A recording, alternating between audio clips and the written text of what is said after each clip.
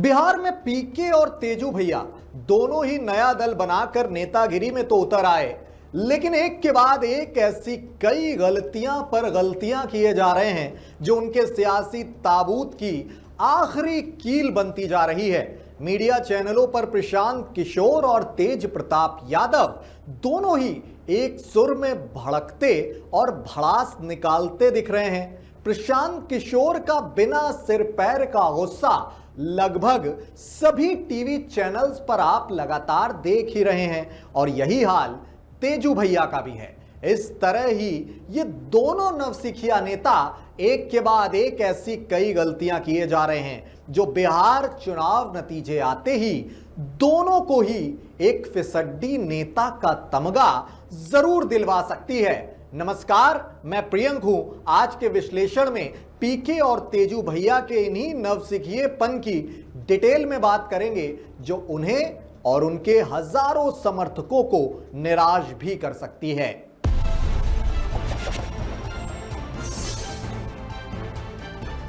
वैसे तो बिहार में बहुत सारे छोटे दल हैं और लगभग सभी बड़े दलों की मजबूरी है कि इन छोटे दलों को साध कर ही रखा जाए, लेकिन इस बार बिहार के चुनावों में दो नए और छोटे दलों ने बड़े बड़ों की नाक में दम किया हुआ है।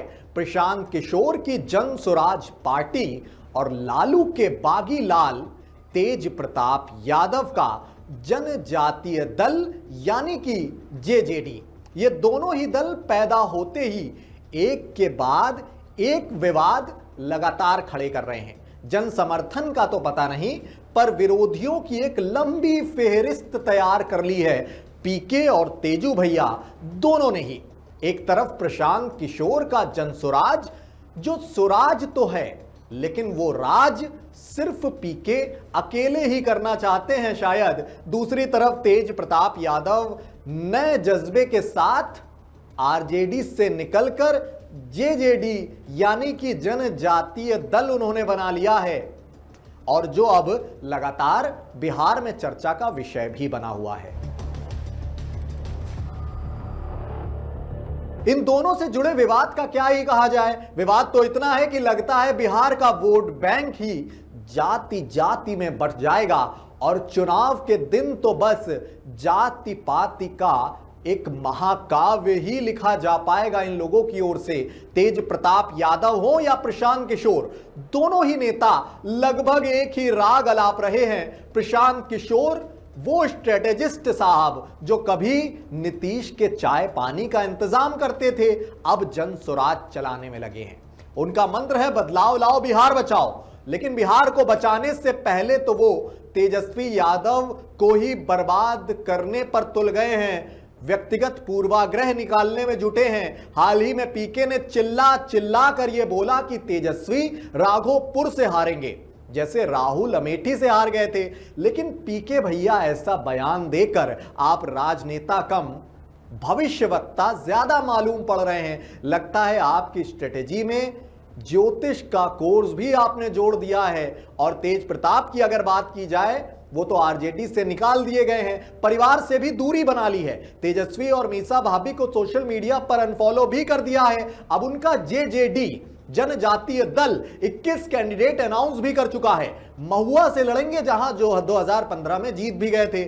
और उनसे जुड़े विवाद की अगर बात की जाए तो तेज प्रताप कहते हैं मौत आ जाएगी लेकिन आरजेडी में वापस नहीं लौटूंगा। लेकिन उनको यह समझना चाहिए कि मौत तो सियासत में रोज आती है, लेकिन लौटना तो पड़ता है। लालू जी से को देखें वो और उनसे सीख लें।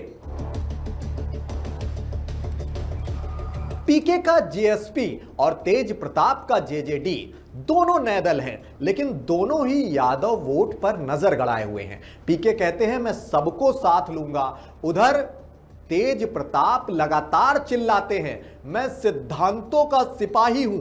अब दोनों दलों की मौजूदा स्थिति क्या है, जमीनी रिपोर्ट क्या है, यह समझते हैं। चुनाव तो नवंबर में है, 6 और 11 तारीख को। एनडीए यानी नीतीश बीजेपी का गठबंधन लगातार जो मौजूदा परिदृश्य है उसमें इस बात से गुरेज नहीं किया जा सकता कि वो मजबूत दिख रहा है। महागठबंधन में आरजेडी कांग्रेस लेफ्ट, लेकिन तेज प्रताप के बाहर होने से यादव वोट में दरार भी हो सकती है।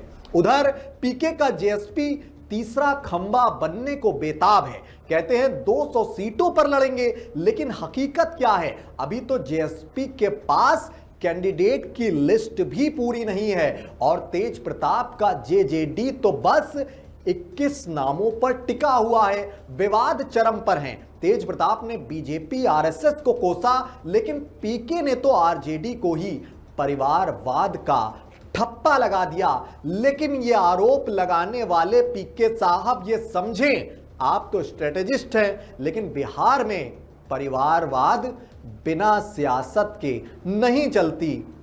देखना चाहिए यादव परिवार को, उन्हें लालू से तेजस्वी तक सब एक दूसरे के लिए लड़ते हैं और बाहर वालों से भी। तेज प्रताप ने कहा कि पावर की भूख नहीं है, लेकिन महुआ से लड़ने का ऐलान भी कर दिया उन्होंने। साथ साथ जो महुआ की उन्होंने बात करी, ऐलान की, तो उसको लेकर ये सवाल भी खड़े होने लगे कि ये पावर की भूख नहीं तो और क्या है, जब आप अपनी मजबूत जगह महुआ से ही लड़ने जा रहे हैं। स्थिति ऐसी है कि बिहार की सड़कें तो टूटी ही हैं, लेकिन सियासी रास्ते और भी ज्यादा टूटे हुए लग रहे हैं। पीके की भविष्यवाणी है कि तेजस्वी हारेंगे। तेज प्रताप की चेतावनी है कि बीजेपी आरएसएस को पूरी तरह से बर्बाद कर देंगे। और बीच में पिसता हुआ बिहार का आम आदमी ये सब सोच रहा है कि ये सब कब सुधरेगा, कब खत्म होगा। अब बात करते हैं इन दोनों दिग्गजों से जुड़े संभावित वोटर्स की। सबको मालूम है कि बिहार की जनता साइलेंट वोटर की तरह है। सब दल को लगता है कि हमारी लहर है, लेकिन चुनाव नतीजों में खेला हो जाता है। पीके के जेएसपी की अगर बात की जाए, वो युवाओं को टारगेट कर रहे हैं, इंजीनियर, डॉक्टर्स, ऐसे लोग। अब बात दोनों दलों के जातिगत समीकरणों की अगर की जाए, ईबीसी यानी कि अति पिछड़ा वर्ग जो 36% है बिहार में, पीके कहते हैं मैं ईबीसी का मसीहा हूं, लेकिन जमीनी हकीकत आज की तारीख तक तो यह है कि ईबीसी तो नीतीश के साथ ही चिपके हुए हैं। पीके को देखकर ये सोचेंगे कि ये नया मसीहा है या फिर वही पुराना वाला स्ट्रेटेजिस्ट। फिर मुस्लिम वोट हैं 17%। तेज प्रताप का जेजेडी इन्हें लुभा सकता है क्योंकि आरजेडी से निकले हुए हैं वो, और मुस्लिम यादव का फॉर्मूला काफी ज्यादा बिहार में पुराना हुआ है। लेकिन पीके भी कहते हैं लगातार कि मैं पूरी तरह से सेक्युलर हूं। बिहार में सेक्युलर का मतलब है वोट लेना, लेकिन दिल से उनका एनडीए का साथ है, ऐसा लोग मानते हैं। फिर युवा वोट भी हैं जो 18 से 35 साल वाले हैं। पीके की रैलियां युवाओं से भरी हुई हैं, लेकिन तेज प्रताप की रैलियों की अगर बात की जाए, वो सिद्धांत की बात करते हैं जो शायद युवाओं को बोरिंग लग सकती है। अब कुल मिलाकर इन दोनों बागियों के संभावित वोटर्स का प्रतिशत क्या है वो समझ लेते हैं। पीके को 10 से 15% मिल सकते हैं अगर जेएसपी अकेली लड़े। तेज प्रताप को 5 से 7%, क्योंकि जेजेडी नया दल है और परिवार का साथ भी अब उनके साथ नहीं है। उनके पापा लालू यादव उनसे नाराज चल रहे हैं। लेकिन वोटर्स काफी ज्यादा चालाक हैं, वो देखेंगे कि कौन जीतने की कगार पर है, उसी के पीछे ही लग जाएंगे, जैसा कि हमेशा होता आया है। बिहार का वोटर ऐसा है कि चुनाव के बाद भूल जाता है कि किसे वोट दिया था। और जातिगत समीकरण तो बिहार की सियासत का एबीसी है ही। बिना जाति के बिहार में वोट नहीं बढ़ता, यह बिल्कुल तय बात है। यादव 14% हैं, आरजेडी का कोर है, लेकिन अब तेज प्रताप का जेजेडी और तेजस्वी का आरजेडी यादव वोट को स्प्लिट कर सकता है। कुर्मी 4% हैं, भूमिहार 3% हैं, राजपूत 4% हैं। ये सब एनडीए के साथ हैं। पीके के जेएसपी की अगर बात की जाए तो वो ईबीसी को ललचाएंगे। नोनिया, केवट, मल्लाह सभी को एकजुट करने की कोशिश करेंगे, लेकिन ईबीसी में 100 से ज्यादा जातियां हैं। पीके क्या सबको संभाल पाएंगे? फिलहाल जो मौजूदा परिदृश्य है ऐसा लगता तो नहीं, क्योंकि बिहार की जाति तो ऐसी है जैसे सांप को पकड़ो और 10 उसमें से आपको काट भी ले। अब सवाल यह कि मुस्लिम वोट बैंक किस करवट बैठेगा। एफएम न्यूज से जुड़े जो बिहार के जुड़े सूत्र हैं वो ये कहते हैं कि तेज प्रताप मुस्लिम वोट बैंक का बड़ा हिस्सा आरजेडी से काट भी सकते हैं, लेकिन पीके अगर सेकुलर कार्ड इस तरह ही खेलते रहे तो लगभग 20% वोट बैंक वो छीन लेंगे। फिर दलित हैं 16%, महादलित हैं, जेडीयू का दबदबा है, लेकिन तेज प्रताप अगर जातीय न्याय का नारा जिस तरह वो दे रहे हैं यूं ही लगातार देते रहें तो एक बड़ा मुस्लिम वोट बैंक इससे प्रभावित भी हो सकता है। अब इस पूरे सियासी परिदृश्य में पीके की स्ट्रेटेजी क्या है? वो कहते हैं जाति से ऊपर उठो, लेकिन उनके अलावा बिहार के सभी घाघ नेता ये अच्छी तरह समझते हैं कि बिहार में जाति से ऊपर उठना मतलब चांद पर उड़ना। लेकिन जब तक पीके ये समझ पाएंगे तब तक काफी देर हो चुकी होगी। एनडीए को 40% जाति समर्थन है, महागठबंधन को 35%, पीके को 15% और बाकी तेज प्रताप जैसे छोटे दलों को मिलाकर सारे 10% है। लेकिन यह भी सच है कि जाति समीकरण तो लगातार बदलता रहता है, एक मौसम की तरह। आज यादव एक हैं, कल बढ़ भी सकते हैं, पीके कुर्मी यादव मिक्स बन जाएंगे, लेकिन तेज प्रताप कह रहे हैं कि मैं पूरी तरह से शुद्ध यादव हूं। लेकिन सियासत में शुद्धि वोट से ही होती है, ये उनको समझना चाहिए। अब आपको थोड़ा और गहराई से समझाते हैं। कल्पना कीजिए चुनाव की रैली में पीके मंच पर चढ़े, माइक थामे, बिहार बदलाव चाहता है ये बोले, लेकिन नीचे भीड़ चिल्लाने लगे कि हाँ भैया ऐसा ही होगा, लेकिन अंदर से वो ये सोच रहे होंगे कि ये बदलाव मतलब नई पार्टी या किसी नई चाय का स्टॉल।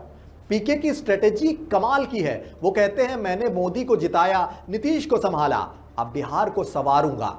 लेकिन पीके ये समझें कि बिहार तो टूटा फूटा है, संवारने से पहले उसे जोड़ना चाहिए, उसको जोड़ने की बात करनी चाहिए। और तेज प्रताप यादव की अगर बात की जाए तो वो आजकल कवि जैसे बने हुए मालूम पड़ते हैं। वो कहते हैं कि मौत आ जाएगी लेकिन घर वापसी नहीं करूंगा। उनको यह समझना जरूरी है कि मौत तो सियासत में रोज आती है, लेकिन जीतने का जज्बा कितना है यह समझना जरूरी है। जेजेडी के 21 कैंडिडेट्स की अगर बात की जाए तो उनमें से कुछ यादव, कुछ मुस्लिम, कुछ ईबीसी हैं, लेकिन आरजेडी वाले ये लगातार कहते हैं कि ये तो बागी हैं। पर इस तथ्य को भी नकारा नहीं जा सकता कि बिहार में बागी ही असली हीरो होते हैं। नीतीश इसका सबसे बड़ा एग्जाम्पल है। मुख्यमंत्री पद पर लंबे समय से काबिज हैं। मौजूदा स्थिति में तेज प्रताप महुआ से लड़ेंगे जहां ओबीसी वोट मजबूत है, लेकिन पीके अगर वहां जीएसपी का कैंडिडेट उतार दे तो फिर यादव वर्सेस ईबीसी का राउंड अप देखने को मिल सकता है। संभावित वोटर्स में महिलाएं 50% तो हैं, लेकिन बिहार में महिलाएं वोट तो देती हैं, लेकिन सक्रिय तौर पर सियासत में कम ही बोलती नजर आ सकती हैं। इसलिए उनकी शोर उनकी करवट लेगा, उनका वोट, ये आकलन करना बहुत ज्यादा मुश्किल होता है। पीके कहते हैं कि महिलाओं को सशक्त बनाऊंगा। पीके जी को यह समझना चाहिए कि महिलाओं को सशक्त बनाने से पहले वहां की सड़कें सुधारने की बात करो, जहां वही महिलाएं लड़खड़ाकर गिरती रहती हैं, उनकी तस्वीरें सामने आती रहती हैं। अब सबसे पहले यह समझ लेते हैं कि बिहार में कौन सी जाति किससे समर्थन में है। यादव की अगर बात की जाए तो तेज प्रताप वर्सेस तेजस्वी का फैक्टर है, भाई भाई की फाइट है, लेकिन वोट तो एक ही थैली में जाना है। अगर 14% में से 7% तेज प्रताप यादव को अगर मिल गए तो आरजेडी बहुत ज्यादा कमजोर स्थिति में आ जाएगी। कुर्मी की अगर बात की जाए, नीतीश का किला जो है कुर्मियों का ही है। पीके अगर छेड़ेंगे तो नीतीश हंसकर उनका मजाक उड़ाएंगे, उन्हें जवाब माकूल दे सकते हैं। राजपूत वोट बैंक की अगर बात की जाए तो यह बीजेपी का भरोसा है, लेकिन अगर तेज प्रताप क्षत्रिय एकता का नारा दें तो स्थिति बदल सकती है। मुस्लिम वोट बैंक की बात की जाए तो पसमानदा मुस्लिम तेज प्रताप यादव को समर्थन दे सकते हैं, लेकिन उर्दू के जो मुस्लिम हैं वो पीके को समर्थन दे सकते हैं, क्योंकि पीके हमेशा सेकुलर और मॉडर्न होने की बात करते हैं। ईबीसी वोट बैंक की अगर बात की जाए तो ये सबसे बड़ा ग्रुप है और सबसे ज्यादा बिखरा हुआ भी यही है। पीके लगातार कह रहे हैं कि ईबीसी को 50% टिकट हैं। 50% की बात पीके को करने से पहले ये समझना चाहिए कि जो आपको वोट हैं वो टिकट से नहीं मिलते हैं, बल्कि चुनावी वादों से मिलते हैं। ये शायद पीके समझने में काफी देर कर रहे हैं। दलित वोट बैंक की अगर बात की जाए तो रामविलास पासवान का वारिस चिराग पासवान सबसे ज्यादा दलित वोट बैंक पर कब्जा बिहार में किए हुआ है, ऐसा माना जाता है। लेकिन तेज प्रताप अगर जातीय गठबंधन करें तो शायद वो कुछ वहां से छीन सकते हैं। कुल मिलाकर बिहार का जातिगत समीकरण कुछ ऐसा है जैसे शतरंज का कोई खेल हो। पीके बिशप हैं, तेज प्रताप घोड़ा हैं, लेकिन किंग नीतीश जी साइड में खड़े हुए हंसते नजर आ रहे हैं, क्योंकि आखिर में खेल वही कर सकते हैं, एक बड़ा वोट बैंक प्रभावित कर सकते हैं। संभावित वोटर्स में प्रवासी बिहारियों की अगर बात की जाए तो वो बाहर से वोट डालेंगे, लेकिन सोचेंगे ये नया दल आखिर क्या कर लेंगे। सभी नए दल। दोस्तों, ये विवाद तो बस शुरुआत है। पीके का जेएसपी अगर 30 सीटें जीत गया तो बिहार में त्रिशंकु सरकार हो सकती है। तेज प्रताप जेजेडी अगर 10 सीटें ले आया तो वो भी किंग मेकर बनकर उभर सकते हैं। लेकिन हकीकत ये है कि दोनों नए दल हैं, पुराने दलों के बीच उलझते चले जा रहे हैं और आगे और ज्यादा फंस जाएंगे। मौजूदा स्थिति में एनडीए लीडर है, लेकिन पीके फैक्टर सबको डराने लगा है, यह भी सच है। संभावित वोटर्स युवा और ईबीसी, लेकिन जातिगत समीकरण में यादव स्प्लिट बिहार को एनडीए की गोद में डाल सकता है। खैर, पूरा बिहार ये समझता है कि ये नए दल भले ही नया पैकेट लेकर चीखें, लेकिन अंदर से पुरानी कहानी ही तो है। जाति वोट और थोड़ा सा ड्रामा, ये पूरे बिहार की जनता भली भांति समझती है।